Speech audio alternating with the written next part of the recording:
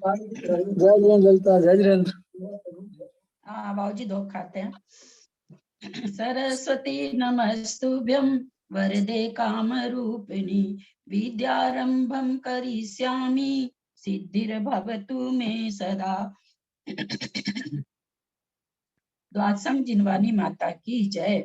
सत्संख्या योग द्वार ग्रंथराज की जय। मुनि श्री प्रणम्य सागर जी महाराज की जय। अढ़ाई दीप में विराजमान सभी आचार्य उपाध्याय सर्व साधु के चरणों में नमोस्तु नमोस्तु नमोस्तु। सभी आर्यका माता जी के चरणों में बंदामी बंदामी बंदामी। सभी छुलक इलक के चरणों में इच्छामी इच्छामी इच्छामी। सभी प्रतिमाधारी के चरणों में वंदना वंदना वंदना। ग्रुप में विराजमान पूज्य बाबू जी, निमिचंद भाई साहब, उमराव भाभी और भी जो पूज्य जन हैं, सबका सादर चरण स्पर्श, सभी से सादर जय जिनेन्द्र। हम लोग सत्संख्या योग द्वार नामक ग्रंथराज का स्वाध्याय कर रहे हैं, जो मुनि श्री प्रणम्य सागर जी जिसका विवेचन किए हैं। धवला पुस्तक 4 से बताया जाता है, इसका विवेचन हुआ है। उस तत्वार्थ सूत्र का 8वां सूत्र है।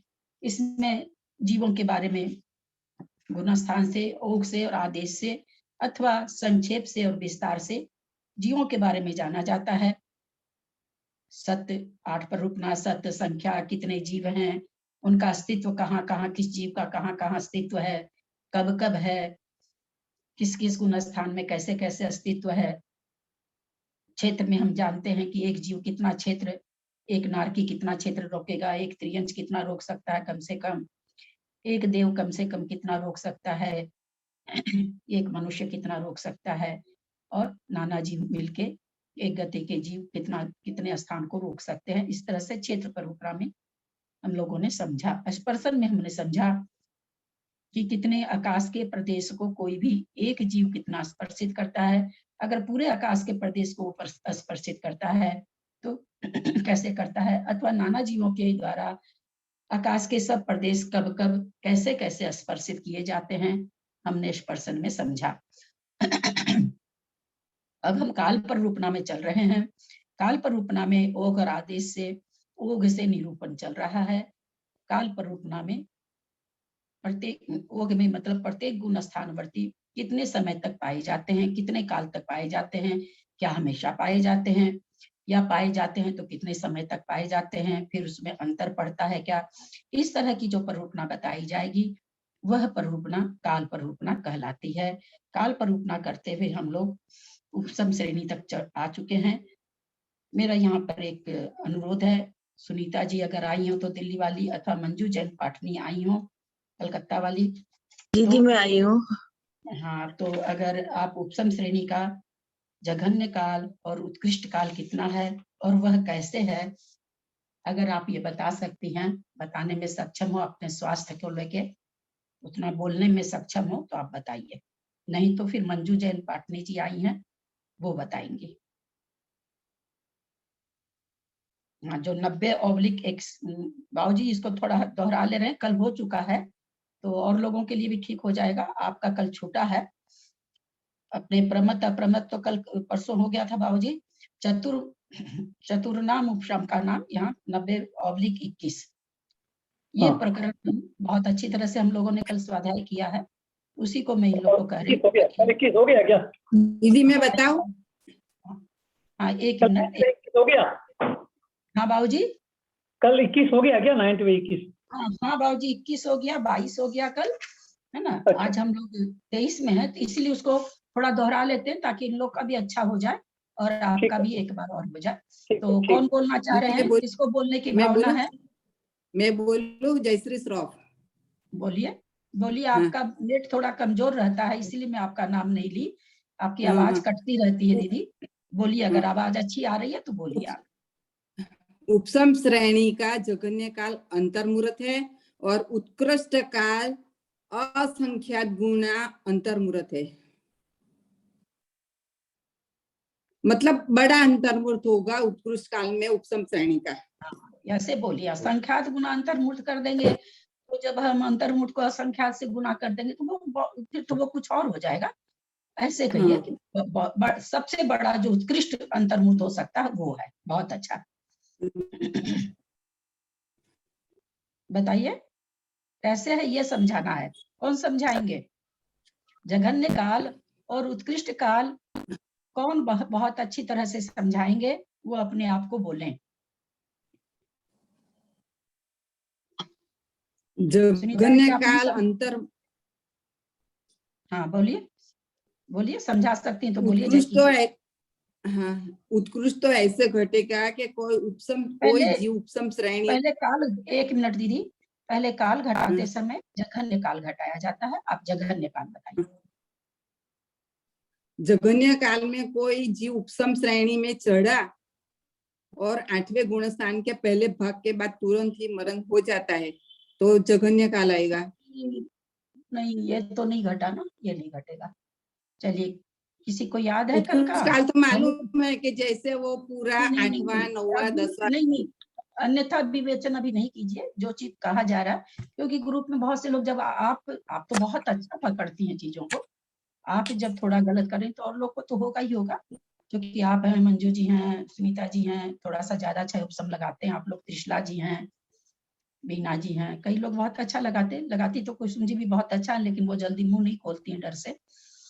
तो आप लोग में से कौन बताएगा? ठीक से बताना है, समझाना है कि जघन्य काल। चला गया था, आपने पूछा क्या? मेरा नेट चला गया था, अभी अभी आया है।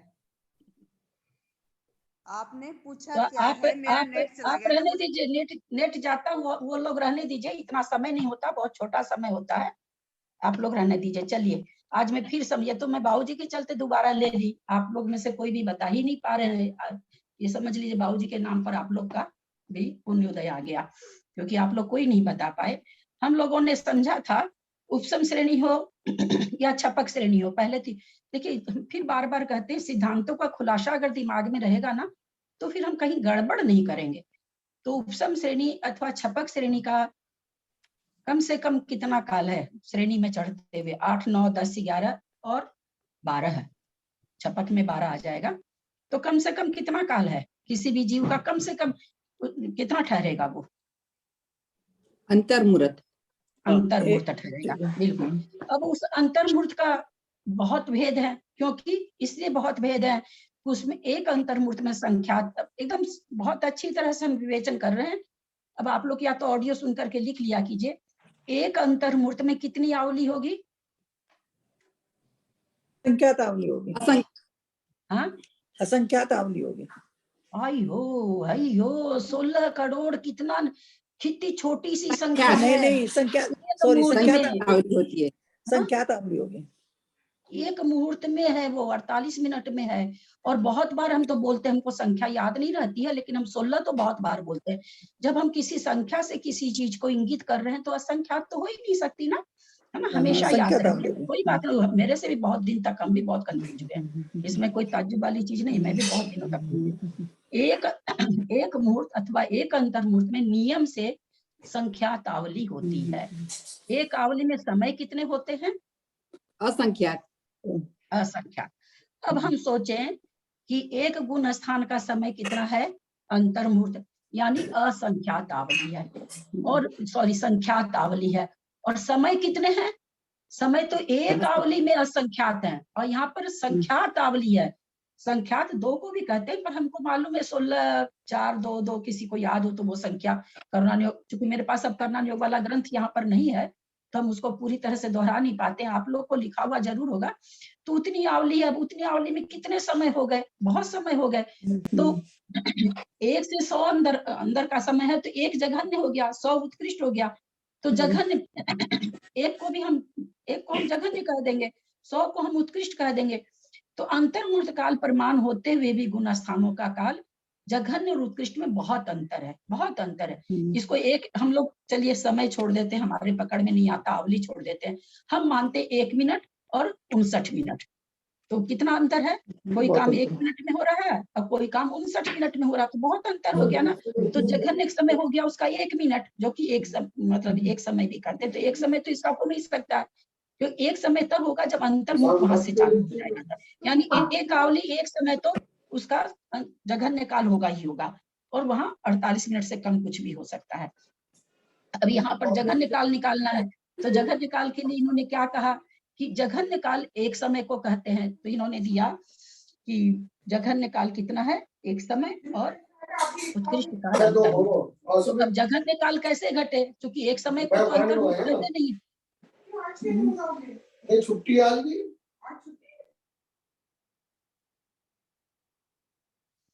अंतर्मुठ को एक समय तो कहते नहीं है, एक कम से कम समय के लिए तो असंख्यात, अंतर्मुठ के लिए असंख्यात समय चाहिए। तो भाई एक समय कैसे घटाएं? तो इन्होंने क्या दिया, कितना बढ़िया दिया कि जब, अच्छा साथ में ये दिया कि चढ़ते समय किस गुण स्थान में एक समय नहीं घटेगा, ये तो बताइए, बहुत हल्का प्रश्न है। 8वें गुण स्थान में। 8वें गुण स्थान में नहीं घटेगा, क्यों नहीं घटेगा? क्योंकि वह निद्रा प्रचला की विच्छित्ति नहीं हाँ। होती है। कि 8 स्थान में मरण नहीं होता ना, प्रथम भाग में मरण नहीं हाँ। होता, और प्रथम ये भाग मरण में एक मरण। समय मरण के हिसाब से ही घटेगा। हाँ, तो आठवें गुण स्थान में चढ़ते समय उतरते समय ये विवक्षा नहीं है। चढ़ते समय क्या विवक्षा है कि जिस जीव ने प्रवेश किया 8वें गुण स्थान में, नियम से उसकी उतनी आयु तो है जितनी आयु में निद्रा प्रचला की विच्छुत्ति हो जाए। तो निद्रा प्रचला की विच्छुत्ति होने के बाद मरण होता है, और एक समय जब भी घटता है तो मरण की अपेक्षा घटता है, इसलिए इसमें 8वां गुण स्थान नहीं आएगा। अब 8वें गुण स्थान में से कोई 9वें गुण स्थान में प्रवेश कर रहा है, कैसा जीव? जिसके मरण का एक समय बचा हो, अन्यथा कोई भी अंतर्मुक्त के पहले मरण नहीं कर सकता। अब एक ही समय बचा था, वो तो परिणामों की विशुद्धि है, वहां कोई सीढ़ी पैर से तो चढ़नी नहीं है, परिणाम उसके विशुद्ध हुए, 9वें गुण स्थान में प्रवेश कर गया, और एक ही समय बचा था आयु का, एक समय में वो प्राण उसका निकल गया, तो 9वें गुण स्थान का एक समय निकल गया। इसी तरह 10वें गुण स्थान का एक समय बचा था, 9वें गुण स्थान से 10वें में प्रवेश किया, करते ही एक समय में मर गया, तो एक समय आ गया।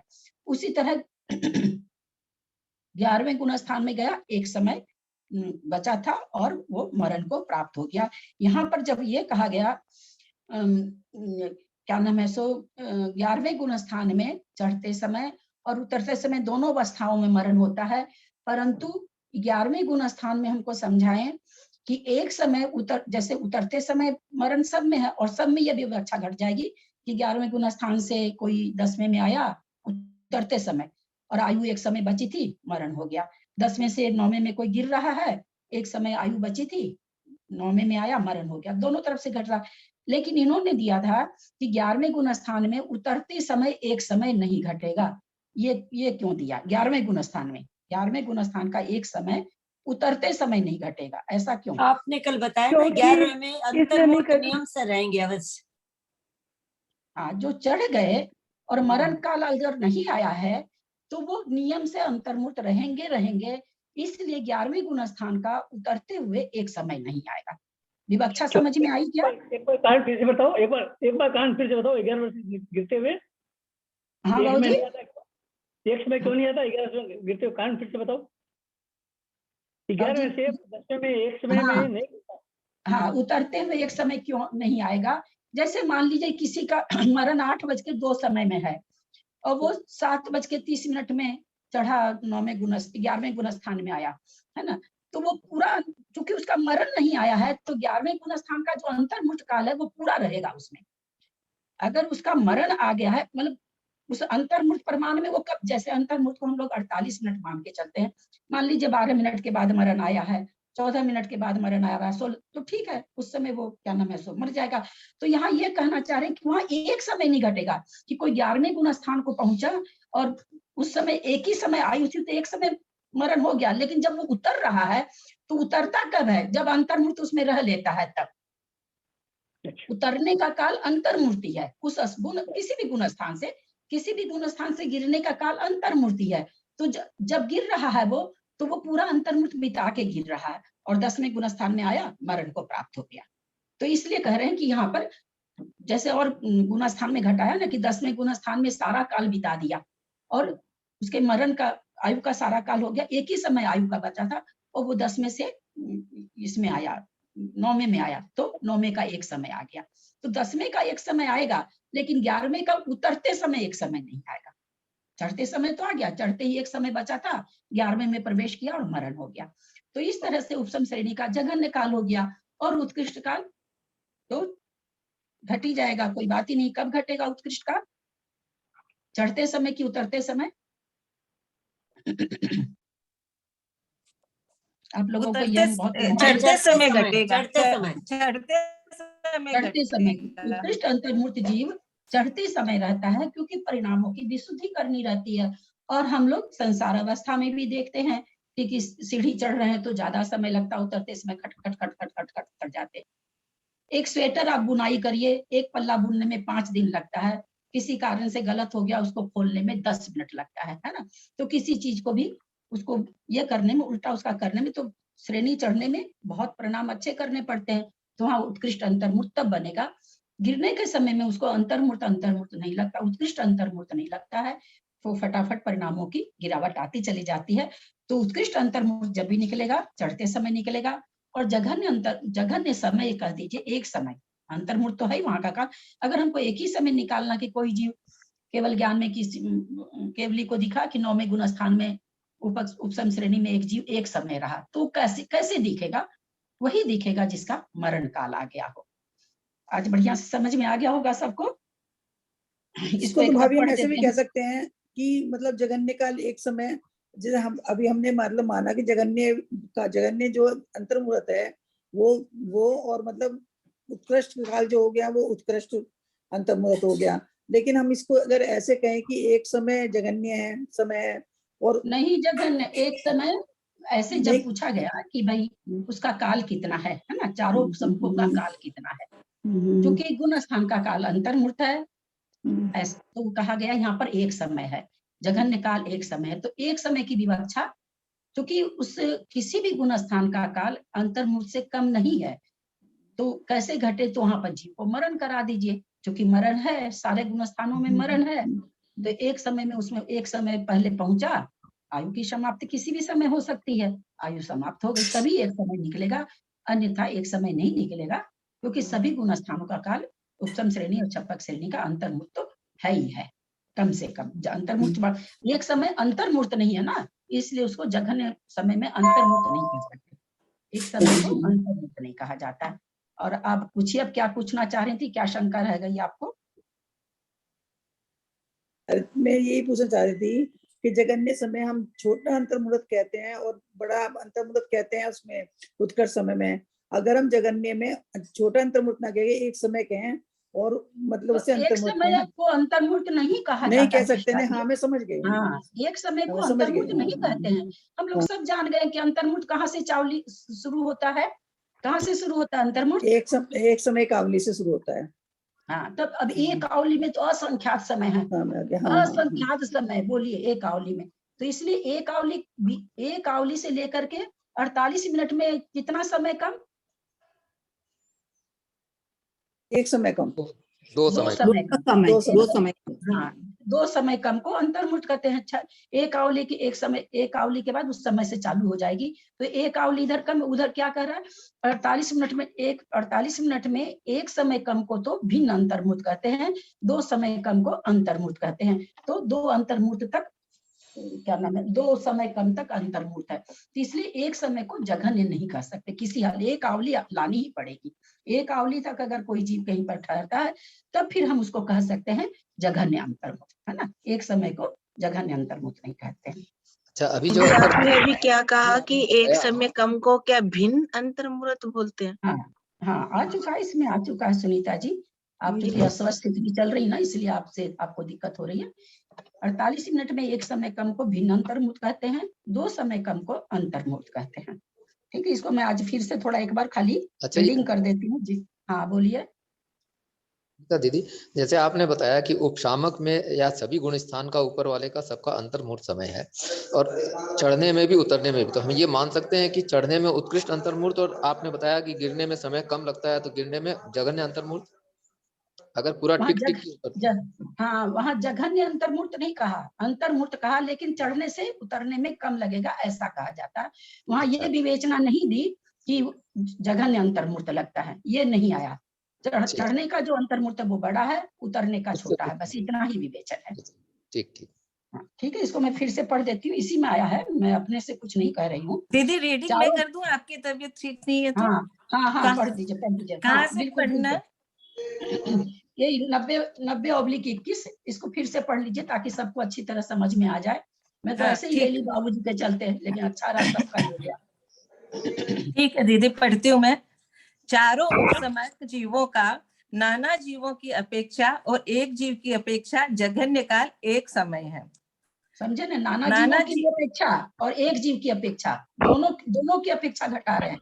नाना जीव एक साथ चढ़े, है ना, 2 4 5 चढ़े एक साथ, हो सकता सभी का मरण आ जाए एक समय के बाद में। ऐसा कहीं नहीं लिखा हुआ कि भाई 10 आदमी एक साथ नहीं मरते। हम लोग सारे दिन सुनते हैं एक समय में कितने आदमी मरते हैं। तो यहाँ पर नाना जीव की अपेक्षा भी एक समय है और एक जीव की अपेक्षा तो है ही है।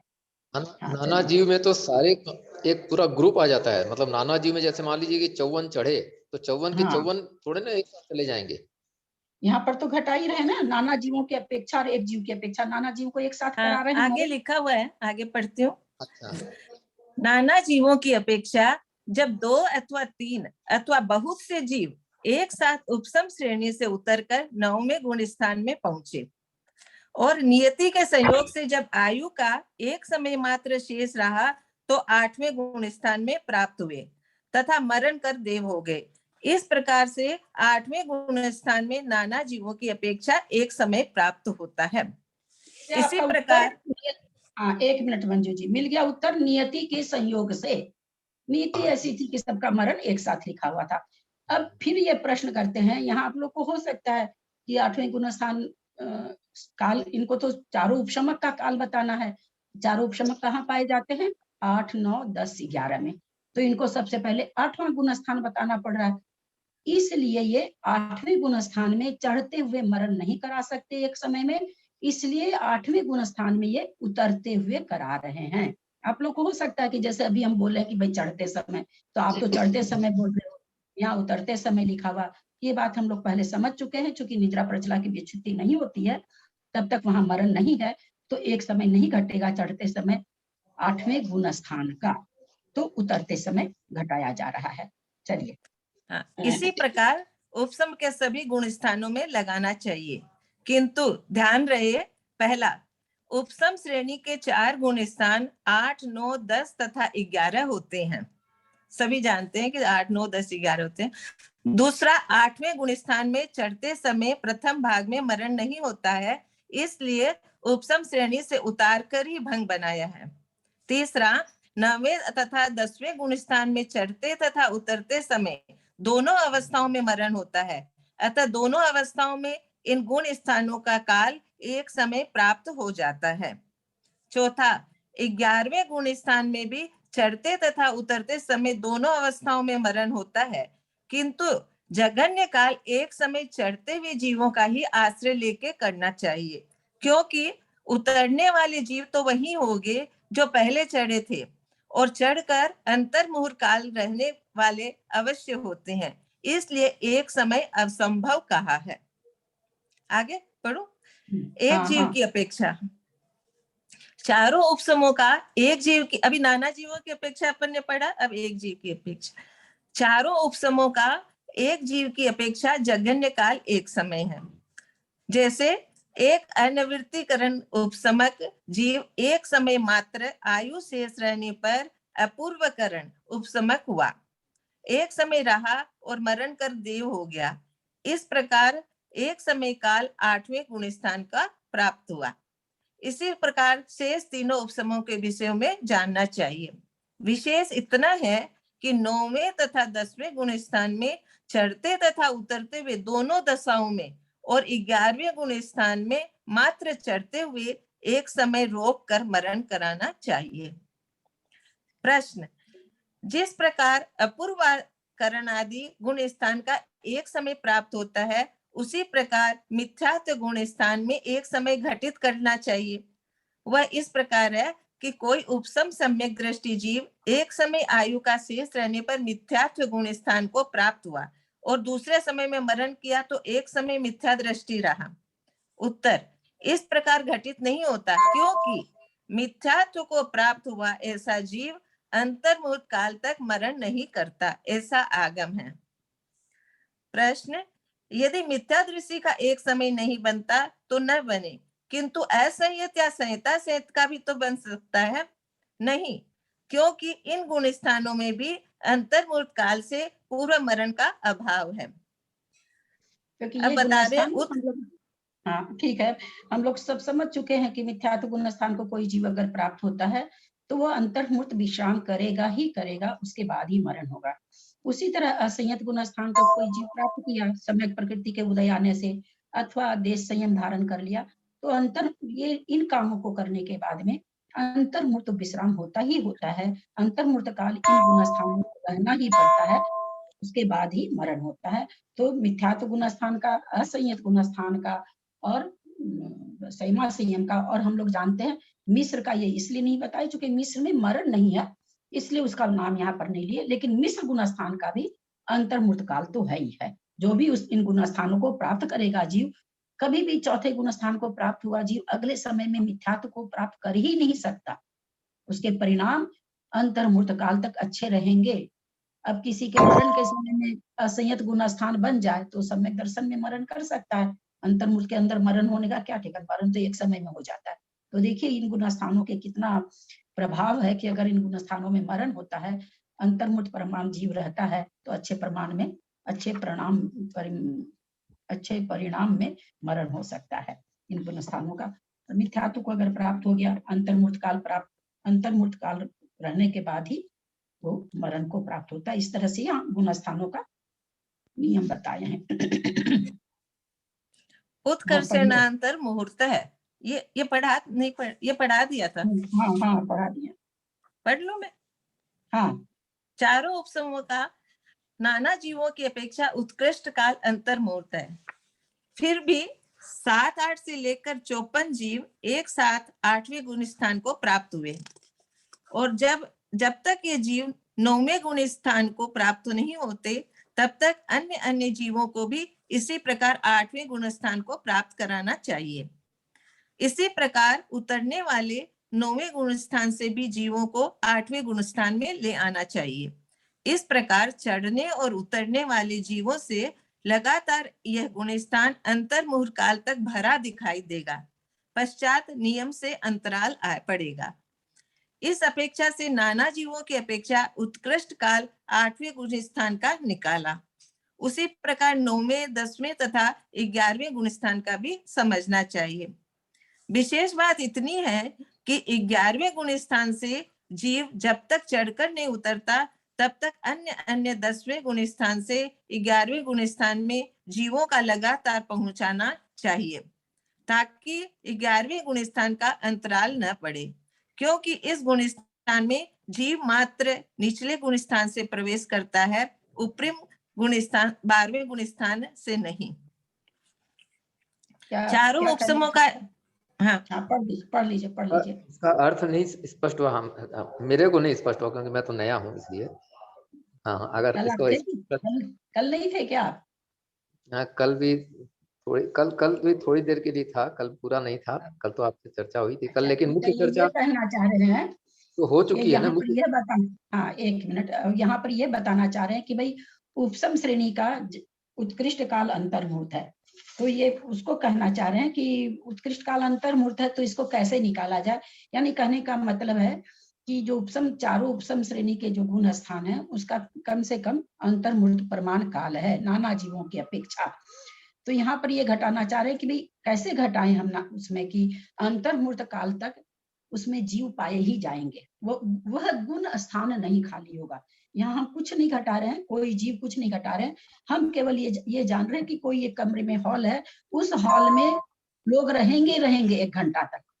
अब 1 घंटा तक लोग पाए जा रहे हैं, तो 1 घंटा उस हॉल के खुले रहने का समय था। जैसे पिक्चर हॉल में हम लोग जाते हैं, खुले रहने का एक समय होता है, लोग प्रवेश पाते हैं, लेकिन सभी तो एक साथ नहीं जा रहे हैं। कभी उस पिक्चर हॉल में 4 आदमी, कोई बहुत पहले आ जाता है, कोई बाद में आता है, कोई बहुत बाद में आता है। तो इस गुण स्थान में कोई 8 बजे प्रवेश किया, कोई 8:01 में कर रहा, कोई 8:02 में, इस तरह लगातार प्रवेश कर रहा है।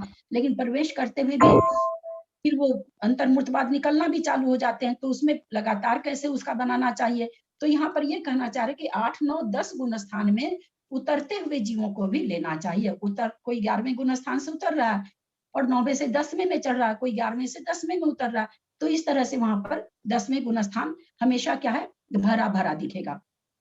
कोई पहले आया वो निकल भी रहा, कोई बाद में आ भी रहा, तो उस हॉल में आदमी बराबर दिखते जा रहे हैं। कोई एक कमरा है जो पहले आए थे नाश्ता पानी करके जा रहे हैं, बाद में जो आ रहे हैं वो आ रहे हैं। तो क्या है कि हम और 1 घंटा का हमने एक हॉल लिया था, तो 1 घंटा तक वो बराबर उसमें कोई ना कोई जीव दिखता ही रहा, कोई ना कोई जीव। अब उसमें ये था कि भाई एक साथ भाई कितने, ये नियम बना हुआ था कि एक साथ इस हॉल में आप कोरोना है 100 आदमी नहीं प्रवेश कर सकते, ज्यादा से ज्यादा 2, 4, 8, 10 करते करते आप 54 आदमी प्रवेश कर सकते हैं।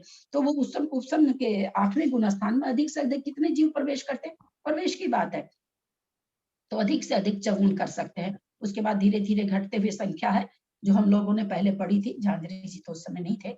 8 समय तक लगातार इसका है कि 8 समय तक कितने जीव चढ़ सकते हैं कंटिन्यू।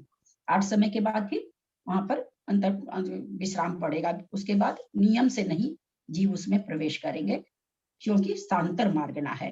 अंतर्मुख के बाद नियम से, जघन्य से एक समय, उत्कृष्ट अंतर्मुख इसका समय है। तो वो ये कहना चाह रहे हैं कि भाई 8, 9, 10 गुणस्थान में तो जो जीव दिखेंगे, उतरने वाले भी और चढ़ने वाले भी, लेकिन 11वें गुणस्थान में ये कहते विशेष बात दे दिए कि भाई 11वें गुणस्थान में आप अंतर्मूर्त काल तक किसी न किसी जीव को चढ़ाते रहो, क्योंकि वहां 12वें से कोई नहीं आ रहा है। 10वें गुणस्थान में मान लीजिए 9वें गुणस्थान से 10वें गुणस्थान में कोई प्रवेश नहीं किया, 9वें से 10वें में कोई नहीं प्रवेश किया, लेकिन ऊपर से नीचे आ गया, है ना? तो वो उस समय उस किसी के यहाँ से कुछ आवाज आ रही है, वीणा दीदी के यहाँ से आ रही। आप लोग बोलते क्यों नहीं, बंद क्यों नहीं करा? हम ऐसे ऐसे करके देखते रहेंगे तब तो पढ़ाई कुछ बाकी है, सारा तो विषय दिमाग से निकल जाता है। तो वो क्या कहना चाह रहे कि हमेशा मतलब ये कहना चाह रहे कि ऐसा नहीं कि चढ़ाते हुए हमको गुणस्थान भरा हुआ दिखाना, चाहे उतरा हुआ जीव रहो चाहे चढ़ा हुआ जीव रहो, 8, 9, 10 गुणस्थान अंतर्मूर्त काल तक हमेशा भरा दिखेगा, यानी उसमें जीव दिखेंगे, जीव पाए जाएंगे, उस गुणस्थान में हमेशा जीव पाए जाएंगे। 11वें का विशेष विवेचन इसलिए कर दिए कि उसको हमेशा अंतर्मूर्त तक हमको चढ़ाते रहना है, हमको ये ध्यान रखना है, वो इसलिए कि उसमें उतरते हुए जीव नहीं आ रहे हैं, क्योंकि चार गुणस्थान है उपशमक का और चारों का ही एक जैसा विवेचन है, तो कैसे बैठेगा? तो वही यहाँ पर स्पेशल दे दिया 11वें गुणस्थान के लिए कि भाई बाकी गुणस्थान में तो ऊपर से भी उतर के जीव आ जाएंगे, कोई बात नहीं, भरा हुआ दिख जाएगा, लेकिन 11वें गुणस्थान में 12वें गुणस्थान से जीव नहीं आ रहा है, इसलिए लगातार चढ़ाते रहना चाहिए। तो ये तो गुणस्थान खाली और भर्ती की अपेक्षा हो गया कि ये गुणस्थान कभी जीवों से खाली नहीं रहेंगे, उपशामकों से कभी कभी नहीं सांतर मार्गना है, अंतर्मूर्त काल, अंतर्मूर्त के बाद नियम से अंतर आएगा, वेश नहीं होगा, अंतर आएगा, लेकिन खाली नहीं होंगे। मतलब अभी खाली होगा, अंतर का मतलब ही खाली है, कोई जीव नहीं दिखेगा। अंतर्मूर्त के बाद ऐसा समय भी आएगा जब कोई जीव ना दिखे। हाँ, मतलब अंतर्मूर्त तो कम से कम रहेंगे जीव। 14 गुणस्थान नहीं, हाँ, जघन्य से एक समय भी है और उत्कृष्ट अंतर मार्गना का समय, जघन्य से एक समय, उत्कृष्ट अंतर्मूर्त। इसमें जो एक समय तो नहीं, एक मिनट, इसका जघन्य से अंतर्मूर्त है, उत्कृष्ट से वर्ष पृथकत्व है, यानी 3 से 9 वर्ष तक हमेशा इसमें जीव पाए जा सकते हैं। उत्कृष्ट काल से फिर अंतर पड़ेगा, यानी ऐसा समय आएगा जब उपशम श्रेणी में कोई नहीं पाए जाएंगे, और जघन्य से अंतर्मूर्त तक तो इसमें जीव पाए जाएंगे, उसके बाद अंतर पड़ सकता है दोनों। अब बीच के भेद तो सारे है ही हैं, अंतर्मूर्त से लेके 9 वर्ष के बीच के भेद तो सारे आ जाएंगे इसमें। ये चारों गुणस्थान के लिए लागू होगा कि किसी प्रवेश की अपेक्षा लागू होगा 8वें गुणस्थान में? प्रवेश से नहीं, वहां जीव नहीं दिखेंगे चारों गुणस्थान में। अच्छा, चारों ही गुणस्थान रिक्त दिखेंगे उतने समय तक। अच्छा, क्योंकि सांतर मार्गना है, इसलिए अंतर नियम से आएगा ही आएगा। नहीं, उपशम श्रेणी के चारों गुणस्थान में तो 11वें समझ रही थी कि 11वें गुणस्थान में जीव नहीं दिखाई देंगे, 8वें, 9वें, 10वें, 11वें चारों गुणस्थान में जीव नहीं दिखाई देंगे। हाँ, तभी तो उपशम के 4 गुणस्थान घटेंगे। अगर आप 8वें में दिखा रहे हो जीव को तो कैसे घटेगा बताइए? मान लीजिए कोई 1 मिनट सुनिए, मैं समझाती हूँ, लॉजिक समझ लीजिए। 8वें गुणस्थान में 8:01 समय पर कोई गया, 8 समय 1 आवली 1 समय में 9वें में दिख जाएगा, अंतर्मूर्त कैसे घटेगा बताइए? सांतर मार्गना कैसे घटेगी, है ना? तो घटेगी नहीं ना। सांतर मार्गना को तो पूरे सबको खाली कराना पड़ेगा ना। उपसमक मतलब चार उपसमक बोलते ही 4 गुणस्थान, छपक बोलते ही 4 गुणस्थान। मतलब पर ऐसा ये नहीं कहा जा रहा कि 8वें गुणस्थान में अंतर्मूर्त दिखेगा फिर नहीं दिखेगा, ऐसा नहीं। क्या कहा जाता है? उपशम श्रेणी में उपसमक नहीं दिखेंगे, तो चारों ही गुण स्थान वाले उपशमक कहलाते हैं। चारों ही गुण स्थान वाले जो 11 छोड़ के 12 आ जाएगा उसमें छपक कहलाते हैं। ठीक है, समझ में आ गया? आगे चले। इसी गलतफहमी में था कि भाई खाली तो कोई भी नहीं रहेगा, मतलब कुछ यहाँ से टों की आवाज आ रही है, अगर बंद होगा तो आगे क्लास चलेगी, नहीं तो क्लास बंद होगी। वीणा जी से आ रही है जी।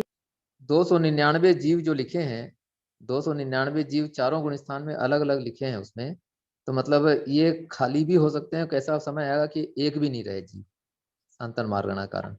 हाँ, अंतर्मुक्त उसका वही है कि कभी अंतर्मुक्त के बाद भी दिख सकते हैं, या लगातार जीव इसमें पाए जाएंगे तो 3 से 9 वर्ष तक लगातार पाए जा सकते हैं उत्कृष्ट से।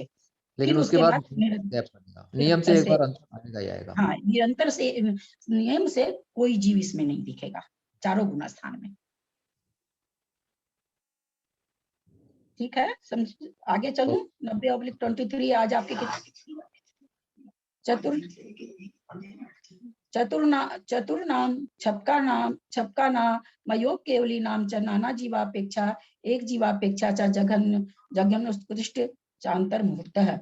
चारों छपक और अयोग केवली का नाना जीवों की अपेक्षा जघन्य काल उत्कृष्ट काल अंतर मुहूर्त होता है।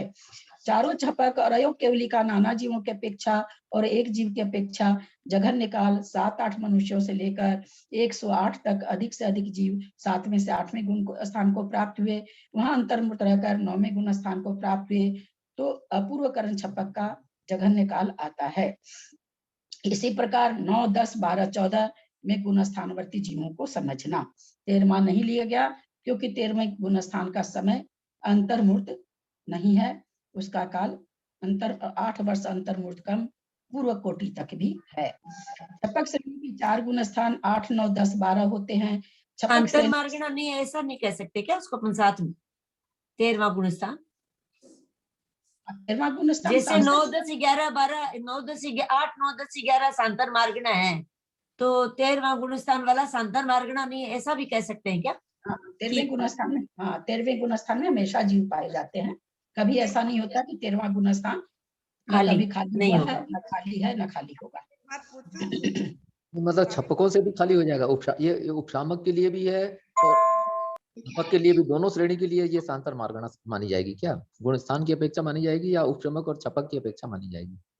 क्या चीज पूछना चाह रहे हैं? अभी आपने बताया कि ऐसा कोई भी समय आएगा निश्चित रूप से एक अंतर मुहूर्त का अंतर जरूर पड़ेगा उपशामकों में, तो छपकों में भी एक अंतर मुहूर्त का अंतर पड़ेगा ही पड़ेगा क्या? ये हाँ, छपक श्रेणी में तो 6 महीने 8 समय में 608 जीव जाते हैं। नहीं गए पूरे 6 महीने में तो 8 समय में जाते हैं, तो 6 महीने के लिए तो खाली हो जाएगा ना। 6 महीने में कोई नहीं जाएगा। पूर्वकरण, अनुवृत्तिकरण, शुभ से सांपराय अथवा छीन का साय में कोई पहुंचेगा ही नहीं, क्योंकि जो भी पहुंचेगा उसको फिर 13वां गुण स्थान प्राप्त करना होगा, तो इसलिए वहां पर आएगा। आगे बता रहे हैं, देखिए 13वां गुण स्थान में इसलिए नहीं बताया गया कि जीव रहित नहीं होगा, क्योंकि वो कभी भी जीव से खाली नहीं होता, हमेशा ही वहां जीव पाए जाते हैं। वो सांतर मार्गणा में है नहीं, इसलिए वहां पर नहीं होगा। छपक श्रेणी के 4 गुण स्थान 8, 9, 10, 12 होते हैं। छपक श्रेणी में चढ़ने वाले जीव का मरण नहीं होता है, इसलिए उपशम श्रेणी की तरह इनमें एक समय जघन्य काल नहीं बन सकता। इन्हीं जीवों का नाना जीवों की अपेक्षा उत्कृष्ट काल अंतर्मुहूर्त है। एक बार 7-8 जन अथवा बहुत से 7वें गुण स्थान वाले जीव 8वें गुण स्थान को प्राप्त हुए, वहां अंतर्मुहूर्त रहकर 9वें गुण स्थान को प्राप्त हुए। इस प्रकार बारंबार संख्यात बार अन्य जीवों को लगातार चढ़ाना चाहिए, जिससे कुल मिलाकर काल उत्कृष्ट अंतर्मुहूर्त हो जाए। इसके बाद नियम से अंतर पड़ेगा। यही प्रक्रिया 9, 10, 12, 14 गुण स्थान के विषय में जानना। 13वें गुण स्थान में अंतर नहीं पड़ता है, खाली नहीं होता है। 9, 10, 11, 12, 9, 10, 12, 14 छपक श्रेणी में, क्योंकि वहां भी जीव हमेशा तो चढ़ा नहीं सकते, जिसको भी चढ़ाएंगे वहां 13वें में ले जाना पड़ेगा। ये तो रह नहीं सकते हैं। उपशम श्रेणी तो है नहीं कि नीचे उतर के आ जाएगा, नीचे तो उतरने का गुण स्थान इनमें है नहीं, न इनमें मरण होता है। तो यहाँ पर क्या घट जाएगा? इन्हीं जीवों का एक जीव की अपेक्षा जघन्य और उत्कृष्ट काल भी अंतर्मुहूर्त है। इससे कम कोई भी छपक श्रेणी वाला कोई भी इससे कम समय नहीं रह सकता है, क्योंकि मरण तो होता नहीं है और एक गुण स्थान से दूसरे गुण स्थान जाने में अंतर्मुहूर्त समय लगता ही लगता है। प्रक्रिया वही है, पर 7-8 जीव न चढ़ाकर एक जीव को चढ़ाकर अंतर्मूर्त काल निकलवाएं। चारों छपकों का जघन्य और उत्कृष्ट काल सदृश है, यानी अंतर्मूर्त है। अयोग केवली का भी जघन्य और उत्कृष्ट काल सदृश है, क्योंकि 5 अक्षरों का, जो कि 5 अक्षरों के उच्चारण काल के सदृश है। इसलिए सभी जीवों को, जितने भी जीव मोक्ष जा रहे हैं, 14वें गुण स्थान का काल किसी भी जीव के आपस में अंतर नहीं पड़ता। सभी जीवों का, चाहे वो तीर्थंकर होके जा रहे हो, मना परिज्ञानी होके जा रहे हो, श्रुत केवली होकर के फिर जा रहे हो, अनंत परमेष्ठी बन रहे हो, कैसे भी जा रहे हो, 14वें गुण स्थान का काल सभी जीवों के लिए एक जैसा है। इसको अंतर्मूर्त देखेंगे क्या? 14 गुण का अंतर्मूर्त देखा जाएगा। हाँ, इसको भी अंतर्मूर्त, 5 हर्ष अक्षर का गंधर्व परमेष्ठी उच्चारण करते हैं, यानी उसमें एक आवली से ज्यादा तो लग ही रहा है। बताइए, हम लोग को तो ये लगता है कि ये 5 अक्षर हम लोग कितनी जल्दी बोल लेते हैं, यानी हम जब बोलते हैं तो उसमें तो पता नहीं कितनी आवली लग जाती है, और कितनी आवली लग जाती है तो कितना अंतर्मूर्त लग जाता है हम लोग को 5 अक्षर बोलने में। इसी से हम लोग को भाव भाषणा करनी चाहिए कि हम लोग का कितना अंतर्मूर्त लग जाता होगा। सहयोग केवली नाम नाना जीवापेक्षा सर्वकाल, सहयोग केवली जिनका नाना जीवों की अपेक्षा सर्वकाल है, जो सुगम है, अर्थात सर्वदा अर्यंत केवली पाए जाते हैं। एक जीवन प्रति जघन्य न अंतर्मूर्त, एक जीव की अपेक्षा जघन्य काल अंतर्मूर्त है। कोई 12वें गुण स्थान वाले मुनि महाराज केवली होकर अंतर्मूर्त ठहर कर समुद्र घात करके योग निरोध किए और 14वें गुण स्थान को प्राप्त हुए, तो 13वें गुण स्थान का काल जघन्य अंतर्मूर्त आता है। कोई भी जीव, हम लोग कितना पढ़ते आ रहे हैं ना, जब निकाल रहे हैं तो भाई क्या अनादि मिथ्या दृष्टि को 14 अंतर्मूर्त में उसको मोक्ष पहुंचा रहे हैं, अनादि मिथ्या दृष्टि को। फिर 14 अंतर्मूर्त को सूक्ष्म से कह दिया, स्थूल से अंतर्मूर्त कह दिया, यानी एक अंतर्मूर्त में अनादि मिथ्या दृष्टि को सिद्ध बना रहे हैं। इसमें हम लोग ये पढ़ते आ रहे हैं, और वेदक है तो बन ही जाएगा, कोई बात ही नहीं, उसको तो फिर प्रथमोक्षम करना ही नहीं पड़ेगा, एक बार 3 करण करने से वो बच जाता है। उत्कर्ष न पूर्व कोटि देशो ना, एक जीव की अपेक्षा उत्कृष्ट काल कुछ कम पूर्व कोटि है।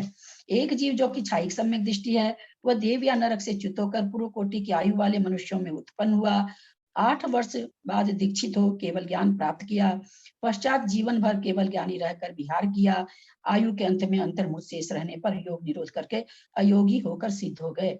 ये दशा अभी जो श्रेणिक महाराज बैठे हैं नरक में, उनकी भी हो सकती है। आकर के तीर्थंकर बनेंगे, 8 वर्ष अंतर्मूर्त में संयम को धारण कर लेंगे, एक पूर्व कोटि की आयु है, और उनको तो विहार करना ही करना है, उनकी आयु इतनी नहीं रहेगी, वो तो पंचम काल इधर आएगी ना, तो उनकी आयु 120 वर्ष से कम ही रहेगी, 120 साल रहेगी लगभग। जो चौथे काल की स्टार्टिंग की उत्कृष्ट आयु 120 वर्ष ही होगी ना, इसलिए वो एक पूर्व कोटि नहीं रह सकते, क्योंकि वो अपने भरत क्षेत्र में आएंगे, और ये आएंगे चौथे काल में आएंगे, लेकिन चौथे काल में वो पंचम काल से चौथे काल में जाएंगे। चौथे काल में भरत क्षेत्र में आए या ऐरावत क्षेत्र में आए, एक पूर्व कोटि, उत्कृष्ट आयु उस समय भरत ऐरावत की भी एक पूर्व कोटि है, पर यहाँ पर थोड़ा आयु का वो होता है, कम भी होती है। चौथे काल में आयु 120 वर्ष से स्टार्ट होते होते अंत में जाएगी, तब वो एक पूर्व कोटि होगी, और फिर क्योंकि आगे आने वाला काल वो अब ये उत्सर्पणी काल है, तो इसमें घटती आयु से बढ़ते बढ़ते जाएगा।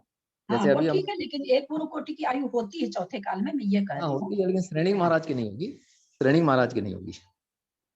अभी ये हम नहीं कह सकते कि वो जब आएंगे तो कितने काल में आएंगे, नरक से निकल के शुरू में आ जाएंगे कि बीच में आएंगे कि बाद। पहले तीर्थंकर है, इसलिए पहले तीर्थंकर है। हाँ, पहले तीर्थंकर है ये, हाँ मालूम, पहले तीर्थंकर बन रहे हैं, तो इसलिए मैं ये नहीं, मेरा ये समझाने का मतलब है कि ये ऐसा हो सकता है कि कोई भी बन जाए, क्योंकि उनको पूर्व कोटि तक कोई भी तीर्थंकर की देशना खिरनी जरूरी रहती है, इसलिए कोई भी तीर्थंकर कम से कम 9 वर्ष आयु शेष रहने के पहले तो उनको केवल ज्ञान होना ही होना है, क्योंकि उनको वर्ष पृथकत्व तक दिव्य ध्वनि उनकी उपदेश होना ही होना है, उनका नियम है ये कि वर्ष पृथकत्व के पहले तो उनको केवल ज्ञान कराना ही पड़ेगा, करना ही पड़ेगा।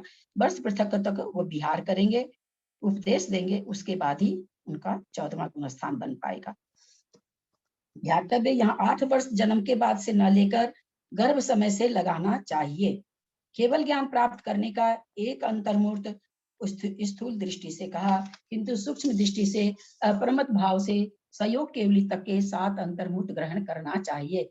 इस प्रकार 8 वर्ष 8 अंतर्मूर्त कम पूर्व कोटि काल शुद्ध काल समझना।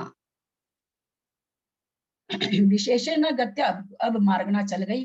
विशेषण गत्यानुवादेन नरक गतौ नारकेषु सप्तसु पृथ्वीषु मिथ्या दृष्टि नाना जीवापेक्षा सर्वकालः, विशेष रूप से अर्थात मार्गना स्थानों की अपेक्षा से गति मार्गना में नरक गति में 7 ही पृथ्वियों में मिथ्या दृष्टि जीव नाना जीवों की अपेक्षा सर्वकाल है, सर्वकाल होते हैं।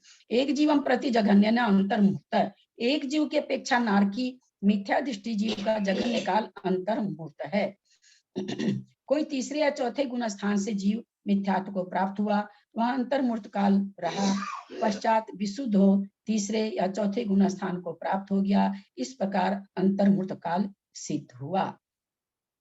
मिथ्या दृष्टि का काल घटा रहे हैं। कोई नरक में अगर कोई नारकी कम से कम कितना समय मिथ्या दृष्टि रह सकता है, तो कहते हैं अंतर्मूर्त। कोई भी मिथ्यात्व को प्राप्त हुआ जीव अंतर्मूर्त तो रहता ही रहता है। कैसे रहा, बोलो कोई तीसरे या चौथे गुण स्थान से, चूंकि जघन्य काल निकालना है तो चौथे गुण स्थान को प्राप्त जीव मिथ्यात्व को प्राप्त हुआ और वहां अंतर्मूर्त यानी एक अंतर्मूर्त मिथ्यात्व में रहा, पुनः वो परिणामों की विशुद्धि हो जाने से तीसरे या चौथे गुण स्थान को पुनः प्राप्त हो गया। इस प्रकार अंतर्मूर्त काल सिद्ध हुआ। उत्कर्षेण यथा संख्या में 1 3 शब्द 10 शब्द 10 22 23 सागरोपमाणी, एक जीव की अपेक्षा उत्कृष्ट यथाक्रम से 7 पृथ्वियों में 1 3 7 10 17 22 33 सागर पूर्ण काल है। कोई जो कि उस पृथ्वी में मिथ्यात्व के साथ प्रवेश करने वाले अथवा मिथ्यात्व के साथ ही बाहर निकलने वाले जीव के साथ घटाना चाहिए। कोई जीव मिथ्यात्व से जन्म लिया, पहले दूसरे तीसरे चौथे पांचवें छठे सातवें नरक में, पूर्ण आयु वहां पर मिथ्या दृष्टि रहा, अंत में मिथ्यात्व के साथ ही बाहर आ गया। सासाधन सम्यक दृष्टि सम्यक मिथ्या दृष्टि सामान्य उक्तः कालः, 7 ही पृथ्वी में सासाधन सम्यक दृष्टि सम्यक मिथ्या दृष्टि का काल सामान्य ओघ रूप से अर्थात गुण स्थान के काल पर रुकना की अपेक्षा से जो कहा वही समझना। क्या काल है सासाधन सम्यक दृष्टि का और सम्यक मिथ्या दृष्टि का काल क्या है? ओघ के समान जीव की अपेक्षा तो वैसे उत्कर्ष से 6 आवली 1 एक मिनट, जो भी लोग बोले एक जीव की अपेक्षा भी बोले और नाना जीव की अपेक्षा भी बोले और बिल्कुल शब्दों को बोलते हुए ताकि सबको समझ में आए। बोलिए त्रिशला जी, आप बोल रही थी। एक जीव की अपेक्षा से तो कम से जगन्य से 1 समय और ज्यादा 6 आवली, और नाना जीवों की अपेक्षा पल्ले का संख्या प्रभाव नहीं, एक पल्ले का संख्यात्मक भाग है एक जीव की अपेक्षा। पल्ले का संख्यात्मक भाग का मतलब क्या हुआ कि जो जीव ना सासाधन मार्गना की वजह से एक जीव अगर मतलब उसमें जीव ना आए, इतनी देर तक सासाधन में जीव नहीं आए, ऐसा नहीं मतलब? एक जीव की अपेक्षा मान जाएगा। जैसे एक जीव है, क्योंकि प्रथमोपसम जो होगा वो संख्या वर्ष के बाद होगा, दोबारा जब उसको प्रथमोपसम होगा तो जो एक जीव जो आएगा पल्ले के असंख्यात भाग में, मतलब समय पूरा करने के बाद में दोबारा प्रथमोपसम करेगा तो उसे पल्ले का असंख्यात भाग लग जाएगा कम से कम। यहाँ पर अंतर मार्गना नहीं है, यहाँ अंतर मार्गना नहीं है, यहाँ पर काल प्ररूपना चल रही है। काल प्ररूपना में उस गुण स्थान का काल घटाना है, अंतर नहीं घटाना है कि पल्ले के असंख्यात में भाग के बाद आएगा। अच्छा। हमको ये अंतर नहीं घटाना है। चलिए, अब कोई और बोल रहे थे, बोले तो। जगन्य से एक जीव 1 समय और उत्कर्ष से 6 आवली। क्या पूरा बोलिए, सेंटेंस पूरा बोलिए। सासाधन गुण स्थान में जीव का काल है, मतलब एक जीव उतने समय तक रह सकता है। जगन्य से 1 समय और उत्कर्ष से 6 आवली। हाँ, ठीक है। और नाना जीवों की अपेक्षा? नाना जीवों की अपेक्षा भी यही काल रहेगा ना कोई भी जीव, मतलब उनका रहने का तो काल वही रहेगा ना, जगन्य और उत्कर्ष काल बताना ना। आप अभी समझे ही नहीं, तब अभी अच्छा ही नहीं समझे। काल का मतलब क्या है? कितने समय तक उस गुण स्थान में जीव पाए जाएंगे। तो एक जीव तो कितने समय तक पाया जाएगा? 1 समय या 6 आवली। जघन्य से 1 समय, उत्कृष्ट से 6 आवली। लेकिन उसमें जीव कितने समय तक पाए जाएंगे? संचय कब तक होता रहेगा? तो पल्ल के असंख्यात में भाग प्रमाण तक केवल केवली के केवल ज्ञान में उसमें जीव दिख रहे हैं। उस गुण स्थान में, सासाधन गुण स्थान में किसी केवली के केवल ज्ञान में असंख्यात वर्ष तक जीव पाए जा रहे हैं। उसके बाद सांतर मार्गना है, नियम से अंतर पड़ेगा, है ना। क्योंकि हमको क्या बताना था, आप बोले कि नाना जीव की अपेक्षा कैसे, एक कोई जीव उसमें 6 आवली बाकी थी, 4 जीव आए, अभी 6 आवली बाकी, वो 4 जीव तो बैठे ही हुए हैं अभी, क्योंकि 6 आवली उनका पूरा नहीं हुआ। उसके एक समय के बाद और 4 जीव आ गए, उसके एक समय के बाद फिर और 8 जीव आ गए, उसके बाद और जीव आ गए। तो कितने कितने समय तक ये फिर जिसका जिसका समय पूरा हो रहा, निकलते भी जा रहे हैं, लेकिन वो भरा हुआ कब तक दिख रहा है, उसमें जीव कब तक दिख रहे हैं। तो पल्ले के असंख्यात में भाग प्रमाण तक उसमें यानी असंख्यात बरस तक उसमें जीव दिखेंगे ही दिखेंगे। 2, 4, 10 की यहाँ बात नहीं हो रही है, उसमें जीव दिखेंगे, वो गुण स्थान खाली नहीं दिखेगा, वो हमेशा भरा हुआ दिखेगा। पल्ले के असंख्यात्मा भाग जब बीत जाएगा तो नियम से, क्योंकि सांतर मार्गना है, फिर उसके बाद वो खाली दिखेगा। उस सांतर मार्गना का समय खत्म होगा, उसके बाद जब जीव आएंगे तब उसमें आएंगे। और एक जीव तो की दीदी अपेक्षा ये 2 तरह से विवक्षा हो गई ना, ये 2 तरह से विवक्षा हो गई। एक तो जीव का वहां रहने का कितना काल है वो हो गया, और एक सांतर मार्गना में कितने, मतलब ये सासाधन में कितने समय तक जीव रहते हैं नहीं रहते, 2 विवक्षा हो गई ना। ये हाँ सांतर मार्गना यहाँ पर है ना, मतलब काल देखना है। तो भाई कोई एक जीव, हाँ जैसे मान लीजिए हम कहीं पर गए, हमको कितने समय, मैं तो 1 ही घंटा बैठूंगी, आपकी अपनी मम्मी है, आप दिन भर ठहरोगे, मैं आपकी मम्मी से 1 घंटा में मिलके आ जाऊंगी। तो कोई एक जीव का काल तो अलग हो गया, वो बेसी से बेसी कितना रहेगा सासाधन गुण स्थान में। तो बेसी से बेसी कोई अगर जीव रहेगा तो 6 आवली के बाद वो हट ही जाएगा। तो किसी एक जीव को केवल यान में खोजा कि कोई राम नामक जीव था, वो परस्मोपशम करके और सासाधन को प्राप्त हो गया, केवल ज्ञान में झलका कि भाई वो एक समय रहा। कोई एक दूसरा जीव आया, वो केवल ज्ञान में झलका कि भाई वो 6 आवली के पहले ही उसको अनंतानुबंधी का उदय आ गया, तो वो सासाधन गुण स्थान में 6 आवली तक दिखा। तो एक जीव का तो समय लिमिट है, एक समय से लेके 6 आवली, बीच के सारे भेद आ जाएंगे। हमेशा ध्यान रखेंगे पर रूपना वगैरह में या कहीं भी जब जघन्य और उत्कृष्ट बताया जाए तो मध्यम वाले सारे आ जाएंगे। तो इस तरह से दिखा। लेकिन केवल ज्ञान में ये भी साथ में क्या झलका कि भाई एक जीव आ जाता है और चला जाता है, 6 आवली आखिरी से आखिरी रह के, लेकिन यहाँ कोई ना कोई हमेशा ही पाया जा रहा है। ये हॉल कभी खाली हो ही नहीं रहा है, असंख्यात वर्ष तक इस हॉल में कोई ना कोई विराजमान रहा, आता रहा नहीं, विराजमान रहा। और असंख्यात वर्ष बीत गए तो ये हॉल कुछ समय के लिए खाली हो गया। नियम से खाली होता है क्योंकि सांतर मार्गना है। तो हमको ऐसे समझना इस चीज को। मैं समझाने में हो सकता है कि सक्षम नहीं हो पा रही हूँ। बात पूछनी है। हाँ? आज बहुत सारे सिद्धांत जो है ना बहुत अच्छे समझे गए, आज तो बहुत ही ज्यादा अच्छे समझे गए। ये मतलब मुझे पता था पल्लेपम का, लेकिन अंतर प्ररूपना में भी आ गया, और एक काल प्ररूपना में जो है नाना जीवों की अपेक्षा से आ गया, और अंतर प्ररूपना में एक जीव की अपेक्षा से आ गया, है ना। नहीं, अंतर प्ररूपना नहीं घटाइए उसको।